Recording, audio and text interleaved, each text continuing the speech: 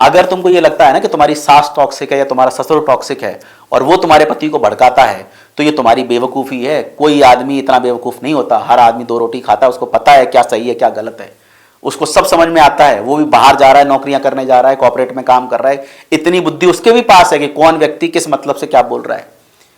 तो अगर वो भड़का रही है तो उसको भी पता होगा कि मेरी मां मुझे भड़का रही है मेरी बीवी के खिलाफ। लेकिन चूंकि तुम अपने ऊपर दोष नहीं लेना चाहते हो, तो तुम क्या करते हो, तुम सारा दोष उसके ऊपर पटक देते हो, जिससे क्या है, तुम किसी भी तरह के अपराध बोध से मुक्त हो जाओ कि मेरी कोई गलती नहीं है, मेरी सास ने मेरा घर बर्बाद किया हुआ है। कभी एक फैक्टर नहीं होता है घर बर्बाद होने का। पर चूंकि क्या है, हम सदियों से हमारी प्रैक्टिस रही है जिम्मेदारियों से भागने की, जवाबदेही से भागने की, तो हम क्या है, सॉफ्ट टारगेट पकड़ते हैं और उसके ऊपर पटक देते हैं। और हम अपने आप को फिर जिंदगी भर कन्विंस भी करते रहते हैं कि नहीं मेरी सास ही बुरी थी, इस वजह से मैंने छोड़ा, मेरी सास की वजह से मेरा रिश्ता टूटा, मेरा पति तो ठीक था।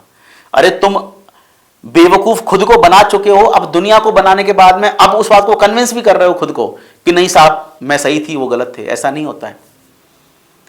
कितना भी कोई व्यक्ति किसी के द्वारा सताया गया होगा ना, मैं मान ही नहीं सकता हूं कि उस व्यक्ति की उसमें कोई गलती नहीं है। अरे तुम्हारे पास इतना तो समझ थी कि तुम इस रिश्ते से निकल सकते थे, तुम्हारे पास इतनी तो बुद्धि थी कि उस परिस्थिति से निकलने के लिए आवाज तो लगा सकते थे, चिल्ला तो सकते थे, चीख तो सकते थे।